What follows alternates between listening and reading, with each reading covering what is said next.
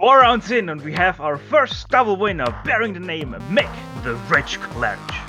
If he manages to come out on top here as well, we might be talking about an extremely dominant streak that only Lotus 79 legend Gernot Fritzsche could rival.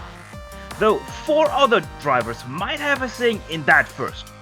Hot on its heels, even though the championship picture might not reflect that right now, these 4 most definitely won't mess around when they have the chance to show the stop sign to Claridge going into Road Atlanta today. So join us now as we try to watch round 5 of the Grand Prix Legend Series live here on the Global Sim Racing channel via the iRacing eSports network. The crew to give you all these stats and storylines today will be Ryan Walker, joining myself, Stefan Schlacher. Turning the knobs and pushing the buttons behind the scenes is art director Sean Crackers Ambrose, and he's using cameras provided by the great Dougie Beard. Most known for hosting the IMSA season finale, the Petit Le Mans 12-hour every year, Road Atlanta isn't just any ordinary road course, as we're now going to show you with a lap around in our GSRC lap guide.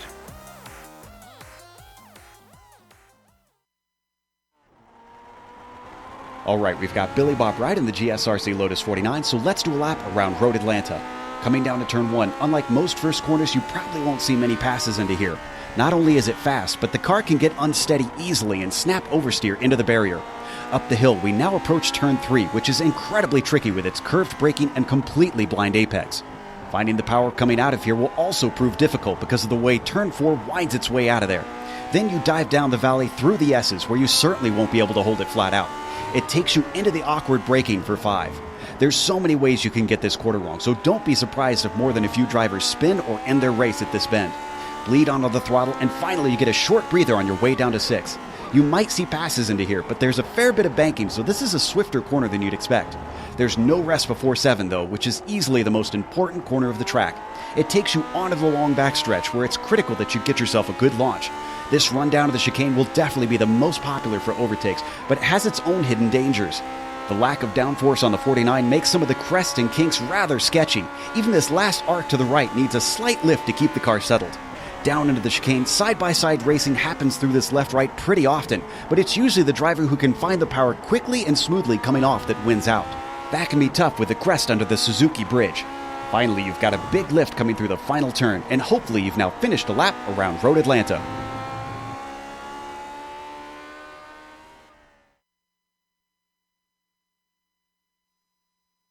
Pro Peak, the man, the myth, the track guide legend, talking you one lap around the very fast Breselton track. Ryan, what else can you add to what we just had witnessed? So yeah, this fantastic Road Atlanta track has been around for a while in the iRacing service, and has quite a bit of history as well. But some details about the track as well. First, the location of the track is Braselton, Georgia. And it has an amazing 12 turns, considering the track is kind of not long, but it's not short at the same time, so it's a bit of in between. And today we'll be using the full layout, what says 2.54 miles in length, or 4.08 kilometers if you prefer to use that. And yeah, like Steph mentioned at the start of the broadcast, it's been famous for hosting the Petit Le Mans event, and also hosts a range of other SCCA events as well. So yeah, quite a bit of history about the track. Most definitely a lot of history lies beneath the tarmac here. Also a lot of history shows the F1 Drivers' Championship, where Peter Mikus, after his little bit miserable performance last time out in Motegi, still is leading with 150 points to his name, but you can see the Frenchman there, Michel Dudignon. He is just 10 points behind, with Rob Olenek 23 points behind over train grade 31 and Nicola Kochi in 5th place. What this is not showing though is that Mick Claridge right now is on 100 points and just below this chart here, so keep an eye out for Mick Claridge, because he's most definitely in the picture, though he has reused up his 2 drop week, so he has to be perfect from here on out. Ryan, how are we looking for that F2 Driver Championship? The F2 Championship is still, as you expect, really close at the moment, but it's being currently led by Eric Luco at the moment, but he's not been getting away that easy from David Rossi in second, who's only 5 points behind. And then we've got Andrew Eng from the United States rounding out the top 3, still in contention with a further 9 points behind. And then Mr. Consistent, Robert Plumley, sitting there in 4th. And in 5th place, we've got Alessandro Parigi in 5th place. So still real close and still all to play for in the F2 Championship. And what these guys also very heavily influence is our Nations Cup.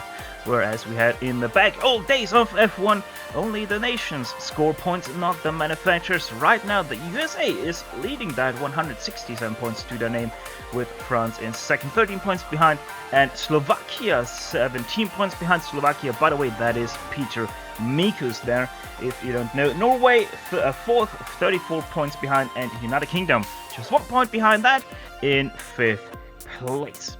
Now, as always, we might see the occasional new face on this broadcast for our Lotus 49 Warriors. Ryan, what are we looking at race detail-wise? So race details for anyone that's never watched the series, or anyone that's thinking about joining the series, possibly, or just anyone that's curious. This is round 5 of this 12-round season, and the race length for today at Road Atlanta on this field layout will be 25 laps. And as always, with regards to setups, that is open, so anything you want to change, like I mentioned before, ride height, cambers, tyre pressures, that sort of thing, you are free to do so. And the incidence is 17x. If you get to 17x, you will get a penalty, and if you if you get 25x, that will be an automatic disqualification from the race. I not want to go that for 25. I don't think. So far we have had at least one, or not even one driver who was able to get into those 17x range. Right now the qualifying is going on, and as always you're seeing this broadcast on the iRacing Esports Network. Make sure to like and especially subscribe if you haven't done so yet. You'll know if you haven't, as that button right below this broadcast will still be bright red. And one thing we have to mention about today's race is that we see once again a big amount of racers racing this time around. It's 37 cars that we're gonna see here today, just 3 short of actually splitting this race. Absolutely, yeah, a good turnout of drivers for today, and 37 drivers around Road Atlanta, especially this full course layout. It's going to be absolutely mayhem, but also on the other hand, it's going to be exciting, and yeah, I'm excited to see what happens as well, especially through the S's in the first couple of laps. That will most definitely be quite the hotspot there, as it seems like Rob Olenek is going to cross over the start-finish line. Actually, that was an out lap just now, so that was a slow lap. That didn't count there, so let's see what Michelin is able to do in a second lap. That was a fast lap, 2/10 faster. In fact, that puts him 8/10 clear of Michel Dodino once again, putting quite some big question marks above the heads of everybody else.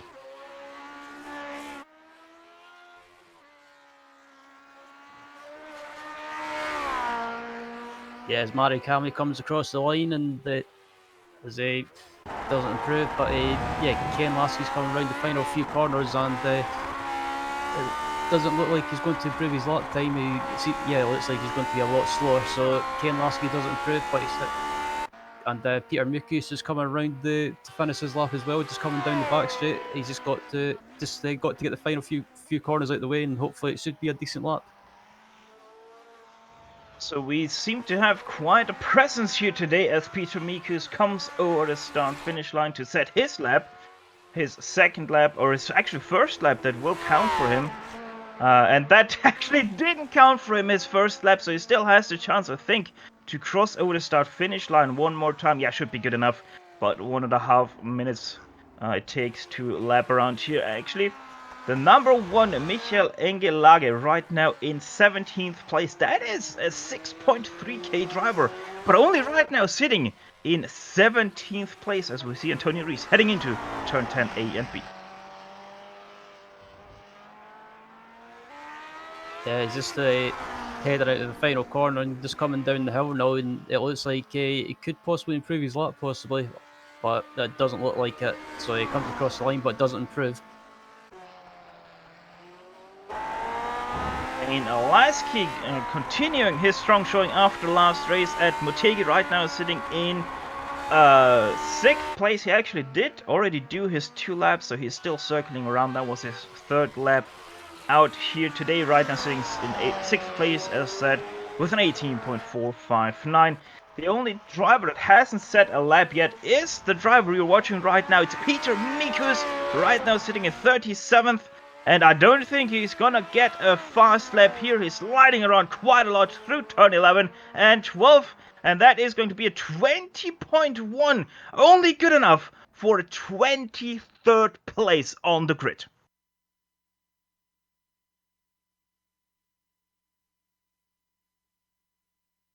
And that is actually also already everybody that can set a lap. Still have a few drivers circling around, but they have all completed their 2 laps already. So we can already confirm that the grid has been set, and Mick Ledge will sit in the first box on that grid with a 17.6, the only driver to break below that 118 mark. Rob Olenek, 2nd place for him, 18.065, good enough to put him 2 times clear of Michel Dirino, sitting in a 3rd place on the grid. Occupying the 4th spot on the grid will be the 11 of Ovid Rengerade. So finally a good showing in qualifying for him, with Nikola Goshi in 5th place and Kane Lasky in 6th place. Bruce Nelson also continues his great form in qualifying with a 7th place in this grid, with Gary Teal 8th, Dave Price 9th, and rounding out your top 10 of this 37 car field will be Sebastian Tixier.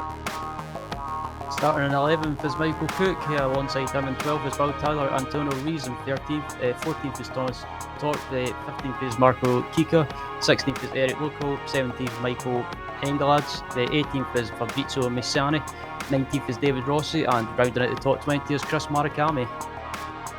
Will be the 20 of Terry Worth, with Alessandro Parisi in 22nd. Peter Mikus, as already mentioned, only a 23rd place for your current championship leader. He has to make up quite some ground to continue his lead into round number 6. And ranked 24th, Johan van Doorn in 25th, Paulo Brem 26th, Telma Amaral in 27th, Ivan Beascio in 28th, Dave Cohen 29th, and rounding out your top 30 will be Dong Peak. Yep, starting at 31st is Andreas Bruno, 32nd is Alex Harris, 33rd is Paul Ferrer, 34th is Marco Ravioli, 35th Robert Plumley, Gary Anderson, and 36th. The engine are already harmonizing, and off we go. Green flag in the air. Nicola Coach with a bad start, but Train Rate, a great start for him, has to actually get out of the throttle a little bit, because Michel Tordino and Rob Olenek up ahead of him are side by side. Rob Olenek gonna lose out 2nd place, and it was once again a very great start by Mick Ledge, who is clear by about 2 car lengths going into turn number 3. Also seems like everything so far is still clean, a few bubbles and wobbles, but I think everybody has survived turn 1. Actually, I am very madly mistaken, because Peter Miko's already out of the race with Engelage, and a lot of other cars are also showing quite some wear and tear coming out of turn 1, so there was quite some trouble going through turn 1 already, sadly. Yep, as everyone's at the moment, close to the front anyway. No one's had any issues and managed to make it through halfway through the first lap in one piece without any issues. But I was looking further back in the pack as well, and several cars had incidents in turn 1. But back up at the front at the moment, it's the leader towards the end of the first lap is Mick Claridge.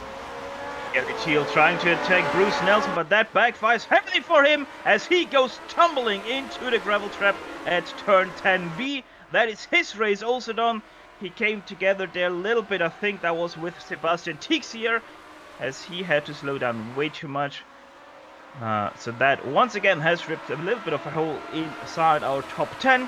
As Kane Lasky, Nikola Kochi has a little bit of a problem through turn 1 ahead of Kane Lasky, as he falls about 5 car lengths back from overtrain grid.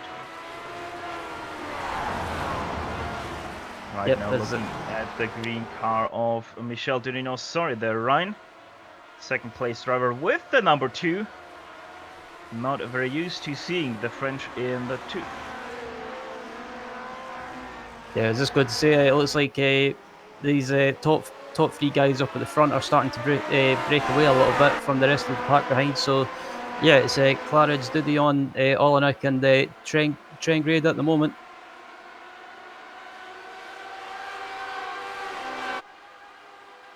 Yeah, and it seems like we were actually able to catch on some of our cameras that turn 1 incident, so we're gonna show you that one because it has big implication for our leader of the championship right now.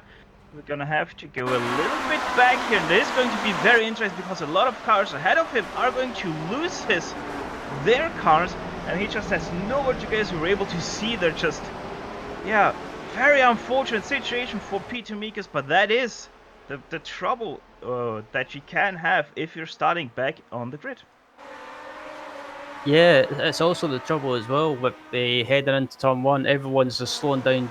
Everyone's slowing down so much, and it just causes a bottleneck effect. Yeah, I'll say it again, bottleneck. Yeah. Also seems like Kane Lasky was finally able to get past Nikola Kochi while we were on the replay. There happened through turn 1.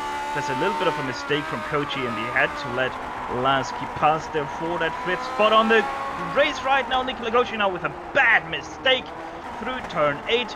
Nearly loses him another position to Bruce Nelson, who has some problem stopping his car because of Kochi.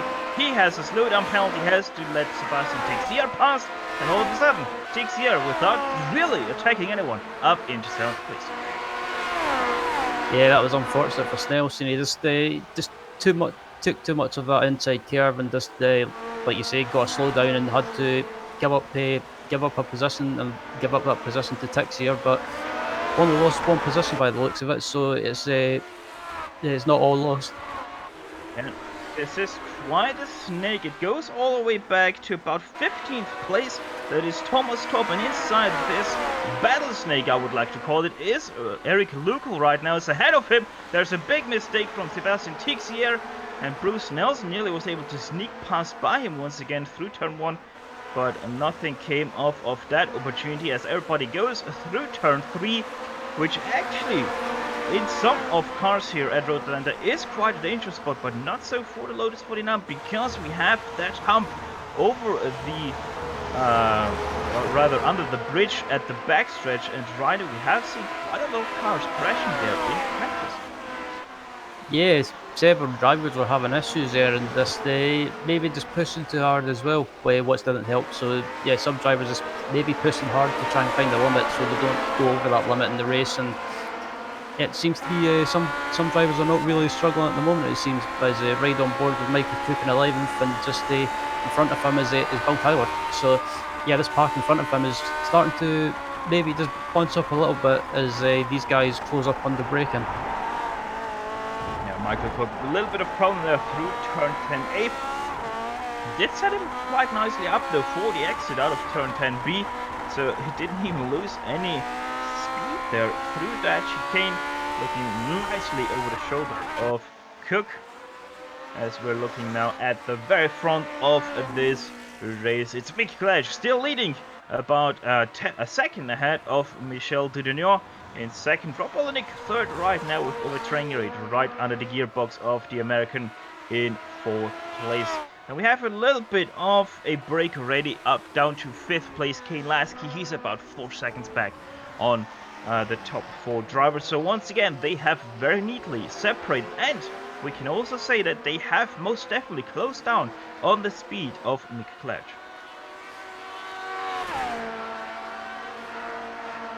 Most definitely we will have to have a look on that, or have an eye on that, seeing how that gap develops over the race. So right now though, we're looking into the rear mirror of Dave Price. He's looking forward though, because he wants to attack Bruce Nelson. Right now though, more looking into the mirror, because right behind him, that's Bill Tyler. Yeah, Tyler's putting the Price under huge pressure, and it looks like Tyler might have got the run on the exit of the chicane, might be able to get a run on Price heading onto the home straight, but it looks like Price has just pulled away a little bit as they come onto the home straight, and nothing that Tyler can really do about it.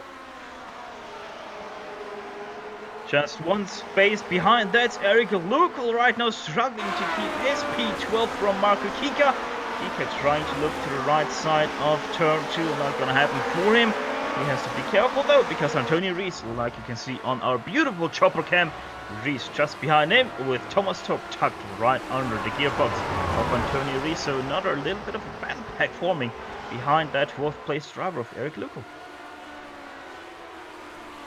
Yeah, Lucco was under attack from these guys, and but he's not under a huge amount of pressure. I think if these guys can stick with him heading onto his back straight, they might be able to get a run with this slipstream. But yeah, these cars on the back straight, apparently I heard that some drivers are having issues by crashing on the back straight and getting sideways. Especially through this kink here on the backstretch, a lot of people have to make the decision. Are they brave enough to keep in their throttle and go wide because of that, or just lift ever so slightly and stay more to the right side? Most of our top drivers, rather all of our top drivers, are keeping their foot in, going that little bit wide, compromising their entrance into the turn 10 chicane. Though in the backpack, or middle pack rather, we have seen people are opting more for that safe route and really lift a little bit there to keep to the right side and have that better line through the chicane. Also seems like that Obi Trengeret is starting to get a little bit frenzy for that 3rd place. He is most definitely right now the faster driver of those two. Rob Olenek right now hurting that 3rd place, though a very bad run out of that 8th turn, not gonna give him much room to attack into turn 10. Yeah, I mean, we know how quick Ovi can be, but also on the other hand, we know how much he likes to set the car up to really like slide or oversteer a lot, and it seems to, at the start of the race, it seems to work, but in the later stages of the race, it doesn't seem to work as much because he seems to fall back a little bit and not be able to keep up the pace. But at the moment, he's putting it all in it under huge pressure. Virtual weather gods were actually a little bit kind today to our Lotus 49 drivers. Track temperature right now only 33 degrees Celsius, as Michel Dudinot puts in the fastest lap of the race, 17.808, right now standing on top of the charts. There you can see right now the temperature 70 degrees Fahrenheit in the air with 92 Fahrenheit on the track. And we have the number 2 of Michel Dudinot. Don't have too much worry about that damage he has on the front nose. That's just with all the curb strikes these guys take. There's always a little bit of damage pickup on the Lotus 49 nose.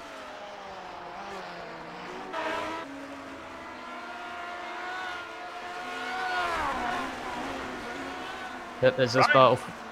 There's this battle between Snelson and Dave Price for P8 is going on at the moment, and it looks like at the moment Sebastian Tixier just ahead of Bruce Snelson's managed to pull away a little bit. So Snelson's starting to be caught by Price, and also in the background, Paul Tyler.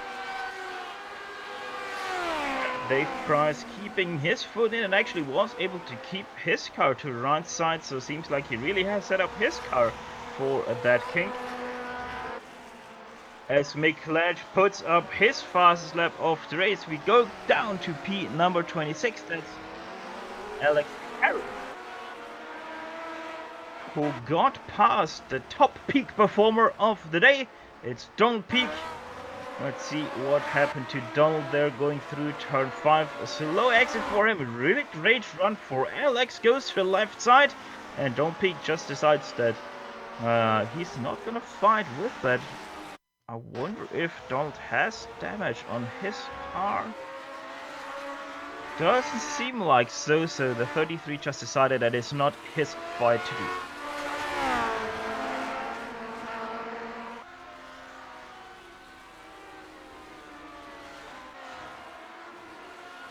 As up to P number 13, Ryan Antonius in this lap has lost 2 positions and now finds himself in 50.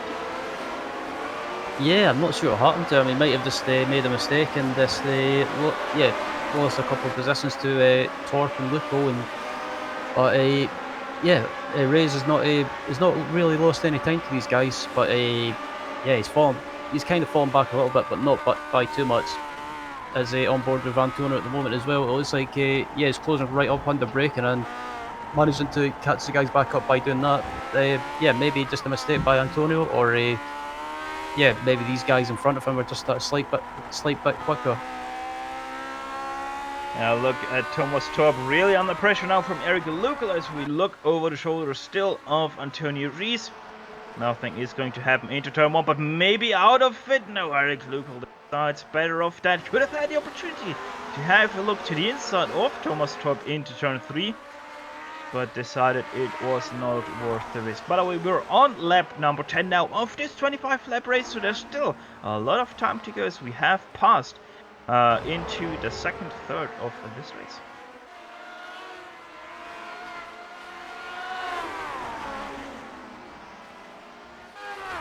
The battle for P3 between Olenek and Trengrade is still going on at the moment, and Olenek can't really get away from Trengrade, but also on the other hand, he can't really close up to Dudion in front of him. So at the moment, it looks like Olenek having to watch his mirrors rather than keep an eye on the car in front, and just having to watch his mirrors all the time. Yeah, and one thing I can also report ahead of this battle, Mick Clatch first place right now. He is starting to really dig down into the lap times. Last lap it didn't count for him because he had an off track, but it was a 1:17.426, a whole 4/10 faster than second place Michel Dudino. So we can most definitely say that Mick Clatch, although he has been caught up a little bit speed-wise by the four guys behind him, he is still the most dominant force in the Lotus 49. And riding on board the back of Olenek as well, you can just see how close Trengrade is managing to get now. And yeah, I think if Trengrade can get close enough in the slipstream, he might be able to make a move on Olenek, but it doesn't appear to be the case. Olenek going sideways through the kink, over Trengrade not able to do anything. And it seems like that over Trengrade's setup style actually is hurting him right now a little bit, because he has to actually lift through that kink to not get too sideways with his car. So maybe that does cost him quite the opportunity to pass Rob Olenek right now in this race. So we might have to keep a little bit of an eye on that as he gets a little bit bogged down by the slow turn speed of Rob Olenek. He might have had otherwise a chance like that. Though right now over Trengrade still sitting in 4th place, and they are also not really dropping away from Michel Dudino ahead of them.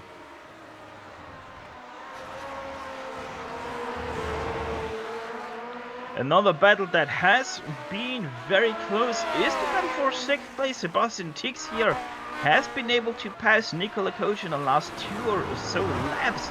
So Koch continues his downward trend, started in 5th place and now already back to 7th, and he's continuing to struggle as the Asian club driver Sebastian Tix here has passed him for that 6th place. Nicola Koch might soon lose another position because Bruce Nelson 8th place, not too far behind him. And it seems like Michel Dudino with a bad mistake out of turn 8, Ryan, as he's now under pressure going through the chicane at turn 10. Yeah, Dudion. I'm not sure what happened to Dudion. He was a wee bit up the road, but it looks like he made a mistake, and that's allowed Rob Olenek and Ove Trengrade to pounce and close right up on him. So Dudion, he was just focusing on hitting his marks in front, but that's not the case anymore. He's having to look behind him all the time because he's got 2 hungry tigers in the case of Olenek and Trengrade closing up on him. Yeah, that battle for 2nd place is most definitely on right now. A little bit of different lines there for everybody. Big slide from Rob Olenek over Trengrade, too wide though through the exit, and that is going to cost him a run on Rob Olenek for that 3rd place. So over Trengrade continues to be stuck behind Rob Olenek because of his setup choice. Absolutely, basically back up at the front as well. Mick Claridge is basically just pulled away from these guys, and he's got the gap up to about 4.5 seconds. So Mick Claridge basically the form man at the moment, and again pulling away from these guys, and just basically as it stands, I should say, it's in a league of his own at the moment. Yeah, right now the last 4 laps were all 17.4 laps, or last lap right now around 17.551. So that was about the 10th slower than his average lap time the 3 previous laps. As Michel Turner, big mistake through turn 1, big slide for him. Though Rob Olnick too far away to capitalize on that extremely big mistake from the Frenchman. And also catching right now a glimpse. It seems like Michelin soon gonna catch a string of cars that he will have to lap.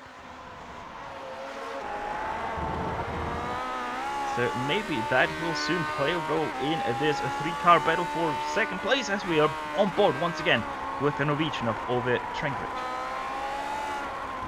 Just the Ove seems to be the quicker than Olenek at the moment, but he can't really do anything about it. So yeah, I think the best that Ove is going to have to hope for is maybe Rob and Michel make a mistake, and it gives him a chance to possibly gain a position or even 2 positions. But the run is there right now for Rob Olnick. Michel Dudin actually feels like he has to go defensive into the chicane. That is going to give him a bad run out of it. Let's see if Rob Olnick is able to do something with that into turn 1 right now. Really tucked under the gearbox of the Frenchman. Has to actually lift off a little bit because he wasn't able to see his turning point as Michel Dudin goes too wide out of turn 12. And Ove Trenkert continues to be the 3rd car in line. Yep, absolutely. As, these guys are still going at it for basically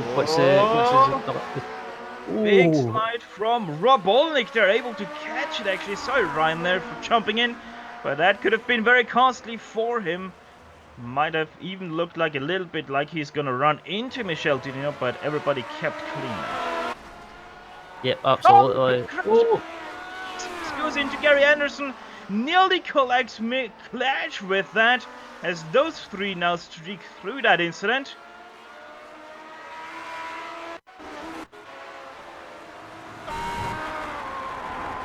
Yeah, Mick Clash, it is going to happen right in front of him. He actually has to slow down because he has to weave a little bit through these cars.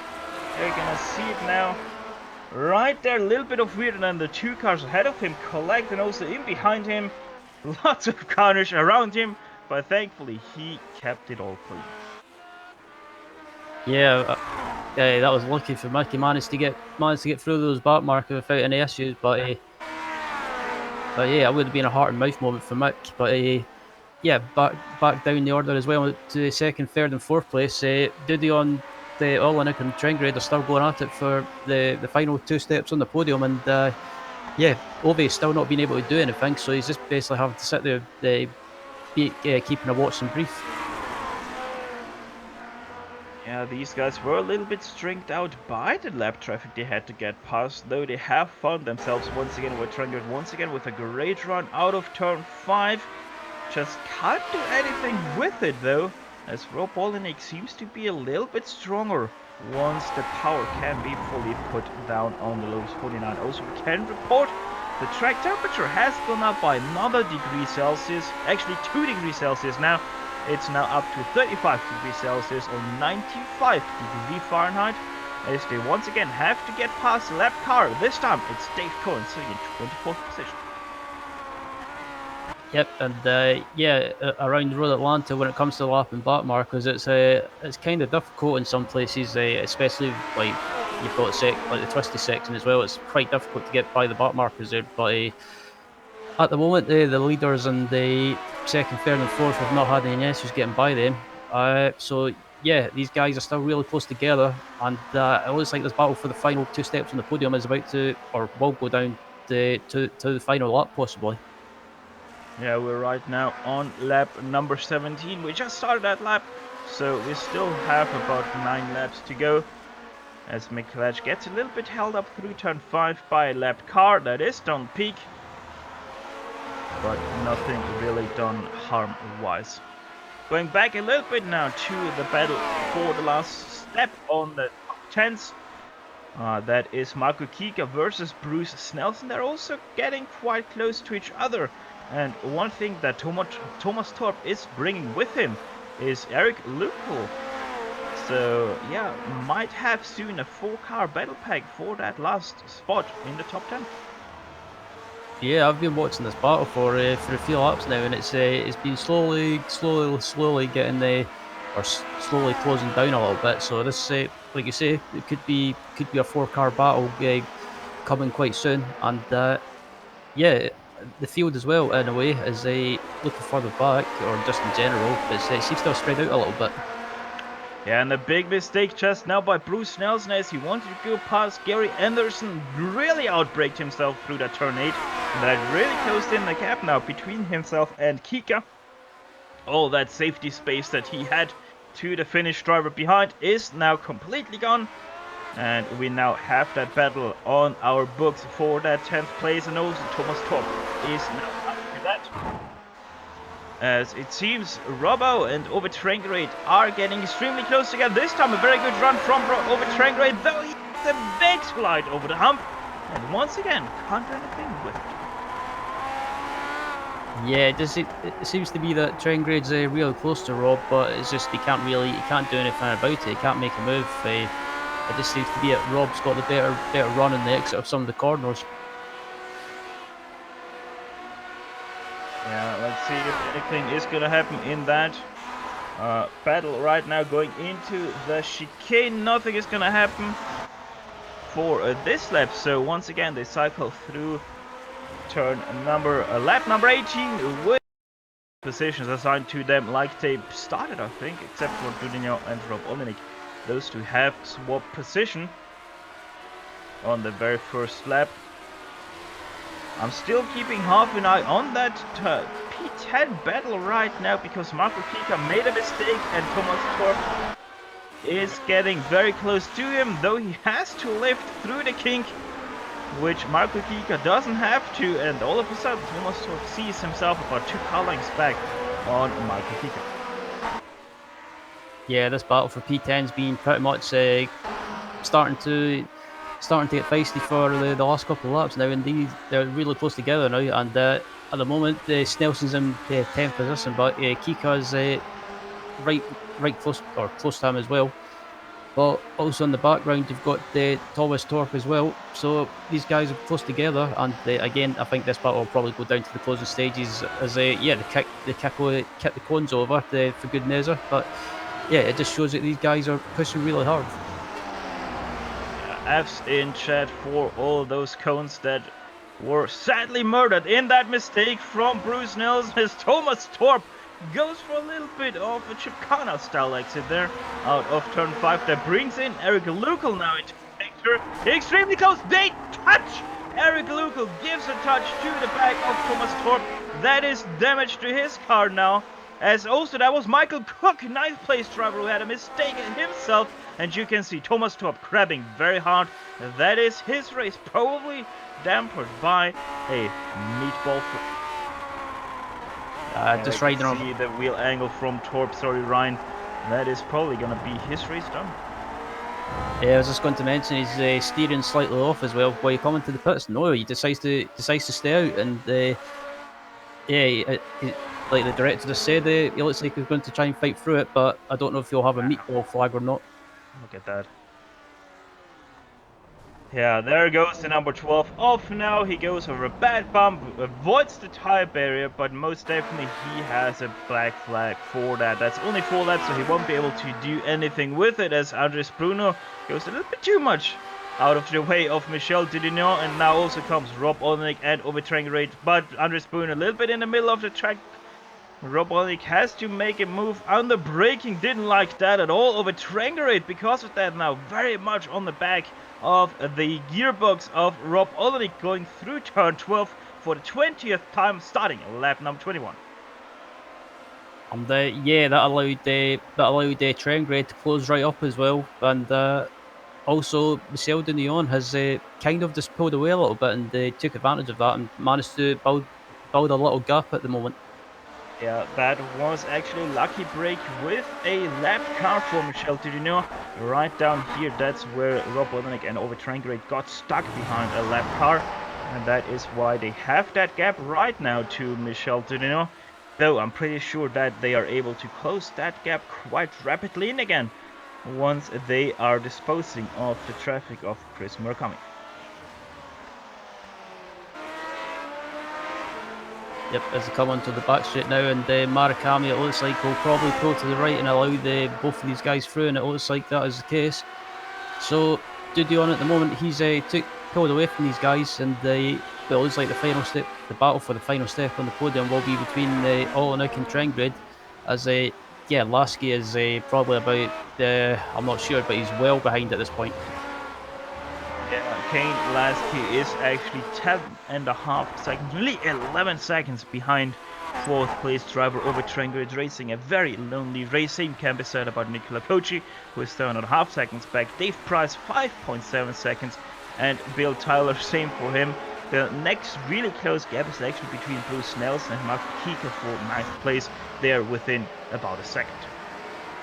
As once again Rob Olenek and Ove Trengrid get a little bit bogged down by the lap traffic of Andrew Eng.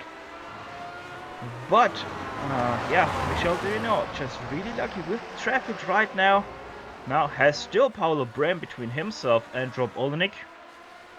As Paolo Brem doesn't really go out of the way there, Rob Olenek has to dive to the inside, nearly gets cut off by Paolo Brem.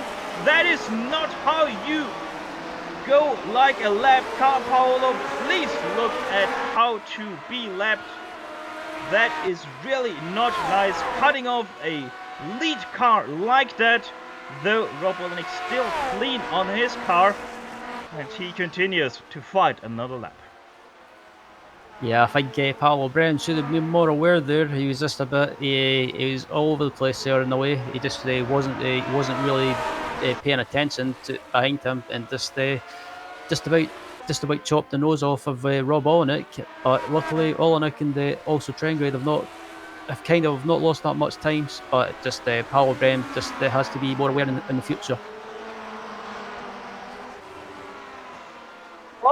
Paolo Brem actually now gets passed by Andrew Eng because of a mistake he made through turn number 1. Paolo Brem is actually fighting with Andrew Eng for that 17th place that he is in right now. Andrew Eng has to give up that position again through the S's because of his damaged front of the car. Behind them, that's Chris Murakami. He's nowhere near that fight. He is actually sitting right now in 32nd. Guess what though, Ryan? Rob Olenek and Ove Trengrid get ready for another battle down backstretch. And just looking at Trengrid as well, he's got the run and all in it. He's a lot closer than he was before, and yeah, he's got a massive slipstream on Robbie, but Rob goes to the inside to defend, and Ove is going to try and go round the outside into the chicane, which will be a very brave move, and Ove Trengrid up into 3rd place. Doesn't need an outside if you have an inside through a kink where you need quite some strength. Ove Trengrid able to keep his foot in, and thus he's moving up into 3rd place. Ove Trengrid back into 4th, and now let's see if Ove Trengrid is able to show his speed with cloud cover coming over the track. Track already up to 37 degrees Celsius, so that is going to be quite really for our drivers. Yep, it looks like I'll be interested to see if Ove can try and pull away from Rob, and yeah, at the moment it looks like Vic Claridge is just maintaining that gap and maintaining the pace, and he's only got, as Ove runs wide over the crest, they're well held. There goes Ove Trengrid once again back into 4th place with a big mistake over the turn 5 exit curb. Rob Olenek able to sneak past. Now they have to get past 2 lap cars. That's Ivan Dadio and Gary Anderson. Both very much play nice here, and both of them are able to get past. As Michelin enters turn 10A and B, he's getting ready to see himself into the last lap of the race. White flag ready to be waved to our current leader, Michelin, the UKNR driver. There we go, last lap is now officially started. Michelin just has about 4 kilometers to go. As he makes a big mistake through turn 1 actually. Nothing is coming from that though. So he still continues in that 1st place as we once again look back to the battle between Ove Trengrid and Rob Olenek for that 3rd place. Oh, Rob Olenek very wide through turn 3, gives a lot of speed to Ove Trengrid. Let's see how the setup is through the S's. It's going to be very important what you can do through here. Stays close, Rob Olenek with a big mistake, like we nearly have seen from Ove Trengrid. Side by side they go into turn 6. who is able to keep his nose ahead here. It's gonna be very interesting who decides on what to going through the last right-hander onto the backstretch. Over turn grade is right now in front and will give in a big slipstream for Rob Olden. It goes to the left side as we're ready to see the checkered flag fall for McLaren side by side through turn 10. They will probably be heading Rob Olden. He doesn't need it even. Here comes over train grade. Will he stop his car? Yes, he will. Still side by side. They go through the second apex of the chicane as Michelin wins this race in commanding victory ahead of Michel today. And over train grade will take home a third place from Rob Olden.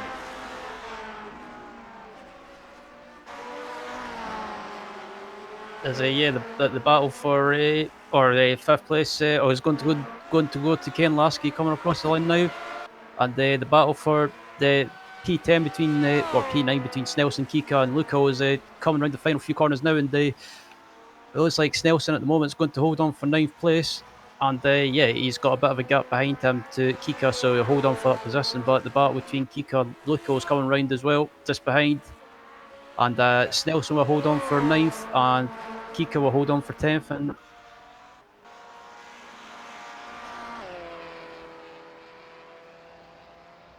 yeah, with all of that, the racing might be over here in virtual Georgia, but the broadcast is far from done. We're gonna step aside for just a few moments to take a breather, but we will be quickly back for the post-race show where we will run you down the unofficial finishing order, talk to some of the drivers, and close off an eventful race. So don't step away too far as GSRC will back after these messages.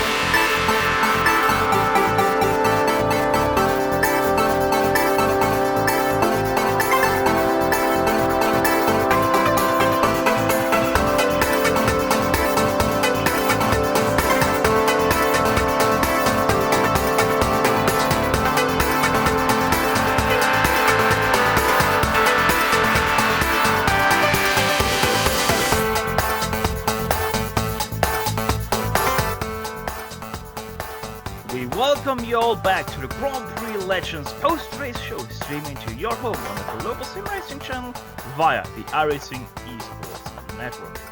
First on the agenda, as always, is the unofficial finishing order, which once again has been dominated by Mick the Rich Claridge in first place. The gap to Michel doesn't tell the whole story because he was in a commanding lead pretty much all race long. 3 seconds it was in the end back to the Frenchman of Michel with Ovid Trengrid in third, Rob Olenek fourth place, and Kane Lasky coming home in a very sound 5th place. Nicola Kochi brings home a 6th with David Price in 7th. Bill Tyler climbs himself 4 positions into 8th place. Bruce Nelson falls down 2 to 9th. And Marco Kika, the top gainer in this top 10, from 15th, he found himself into 10th place. Finishing in 11th was Eric Local. Finishing in 12th was Fabrizio Massini.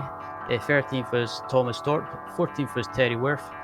David Rossi finished in 15th. 16th was Ivan Diadio. 17th was Paolo Brem. 18th Andrew N. 19th was Andreas Bruno. And rounding out the 20 was Robert Plumley. Telmo Amaral, another car that was a lap down in 21st with John Van Dorn in 22nd. Dave Cohen is the last car 1 lap down, and he is also the last car to not have run into big problems. Everyone behind is 3 laps or greater down, led by Donald Peake. We're just gonna let you cycle that through as Mick Clash, our race winner, once again finds himself on 50 points. 3 races, Mick, 3 times, very, very commanding. So far, so perfect. Yeah, hi guys.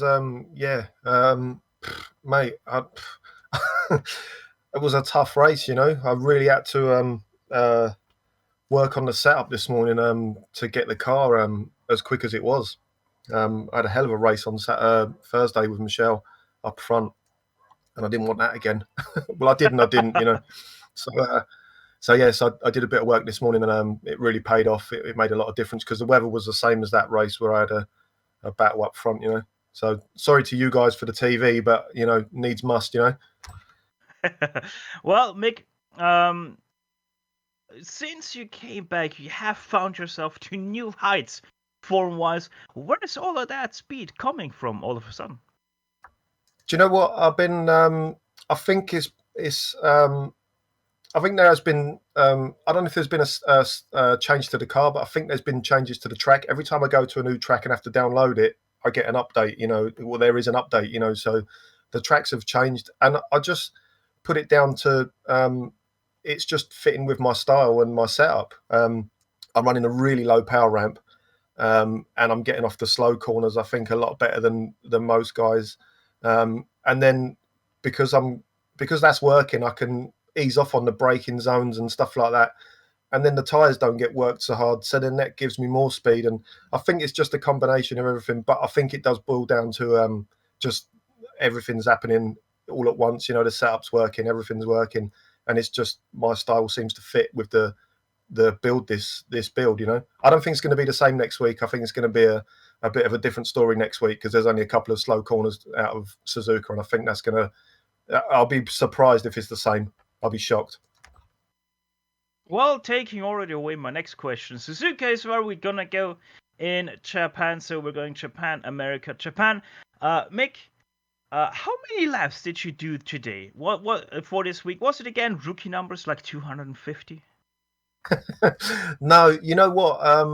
I've Donington. I had this set up for Donington, and then I don't know if I said it in the interview at Motegi.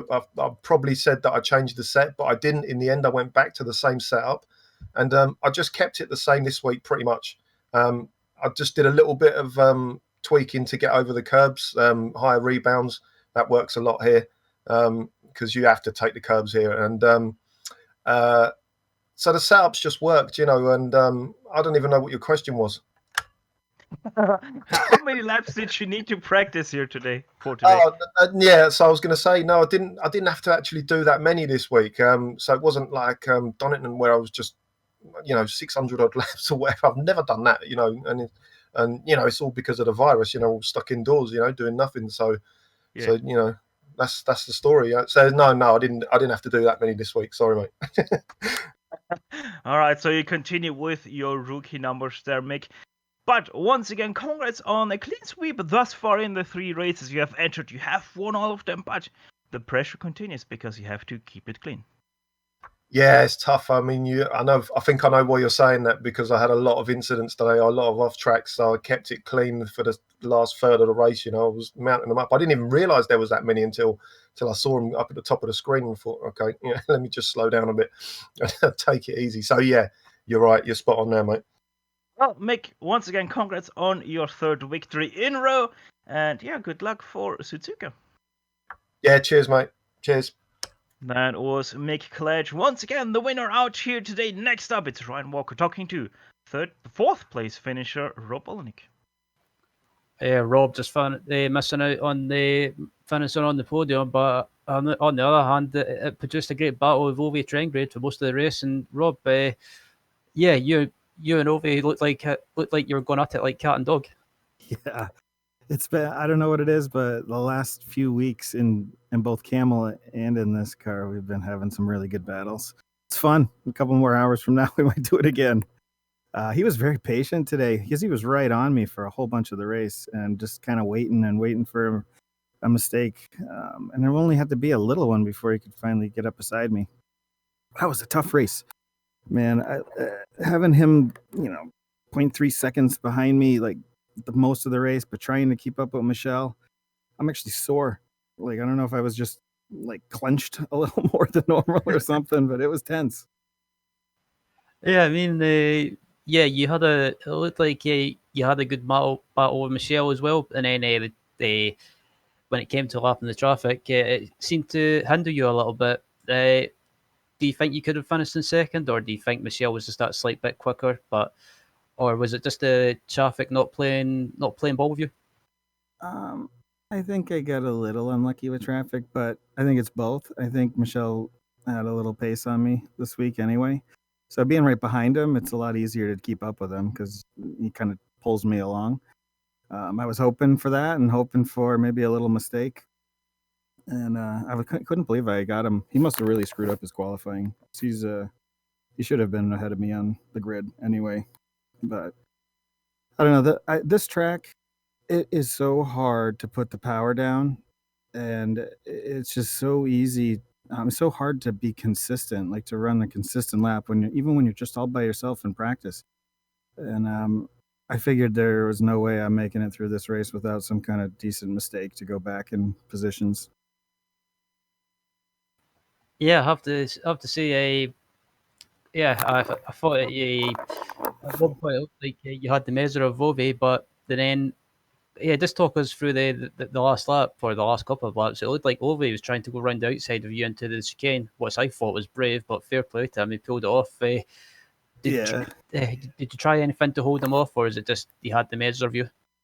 I had made a little mistake there to let him get a run, and I was just kind of, once you do something like that, I know he's a really good driver. He's gonna hold his side, so I was like, well, it's on. So let's see who can come out ahead on our own side. So he got me. He waited all race, got by me, and then made his own little mistake, and I got that. That's a tough thing to do in iRacing when you're leading, or when you're following, and as soon as you get by a guy, all of a sudden it's like you have to drive different, and you just mess up. That's very common. That's happened to me plenty of times.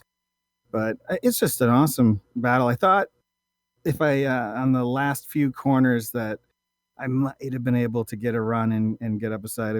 I've been in here, and I think it was the 49. Somebody in one of the races a while ago, I mean, he just went all the way off track on the final corner, accelerating out, and they ended up having like a photo finish. But you have a chance on those last couple of corners. You never know who's going to come in front.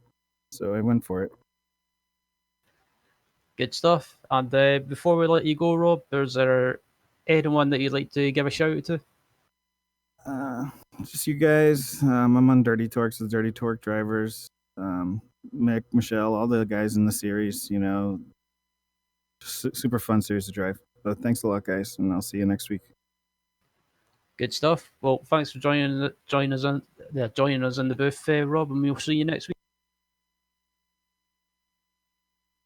Next up, we still have... No, actually, he left. So we don't even have Kane Lasky anymore, who would have been our third interviewer of today. So with that, Ryan, we have to get once again on our closure today, and as always, GSRC would like to thank the iRacing Esports Network for having us on their talent lineup to bring you the greatest shows on iRacing into your home. Make sure to like and subscribe to their channel if you haven't done so yet. On top of that, we'd like to thank everyone on track today for a great show, and especially the Lotus 49 community for contracting with GSRC, the broadcaster. Right now on your screen you can see all 3 companies that provide us with their great hard and software GSRC uses to deliver you the best possible show.